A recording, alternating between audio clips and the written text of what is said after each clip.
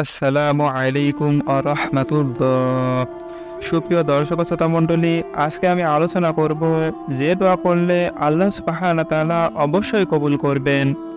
আল্লাহর অশেষ নিয়ামত, তিনি গফুরুর রহিম, তার দয়ার শেষ নেই।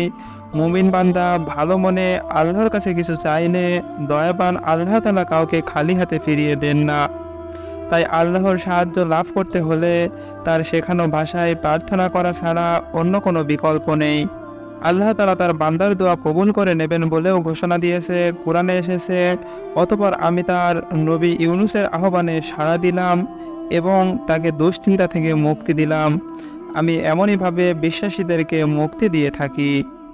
আর রাসূল সাল্লাল্লাহু আলাইহি ওয়াসাল্লামের দিক নির্দেশনাও এমনই।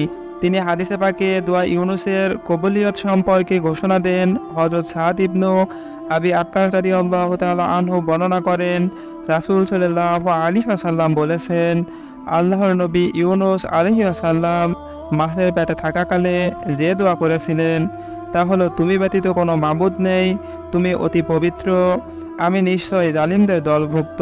সূরা আম্বিয়া আয়াত 87।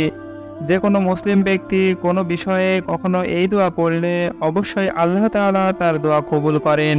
তিরমিজি শরীফের হাদিস।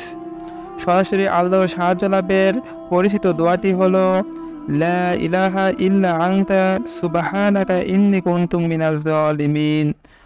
অর্থ, হে আল্লাহ, তুমি ব্যতীত কোনো মাবুদ নেই, যার কাছে দয়া, ক্ষমা ও সাহায্য চাওয়া।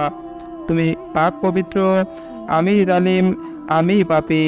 সুতরাং চরম বিপদে হযরত ইউনুস আলাইহিস সালামের সাহায্য চাওয়ার এই দোয়াটি পড়লে মহান আল্লাহ তাআলা ওই বান্দার প্রার্থনা কবুল করে নেবেন।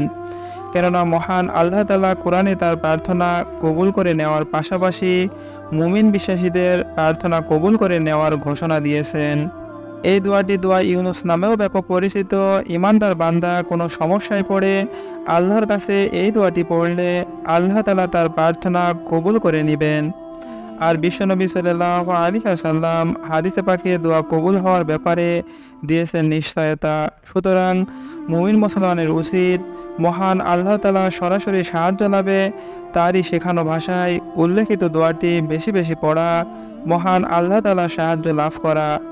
আল্লাহ তাআলা মুসলিম উম্মাহকে হযরত ইউনুস আলাইহিস সালামের এই দোয়াটি বেশি বেশি পড়ে আল্লাহর একত্ববাদের ঘোষণা দিয়ে বিপদ থেকে মুক্তি পাওয়ার তৌফিক দান করুন। আমিন।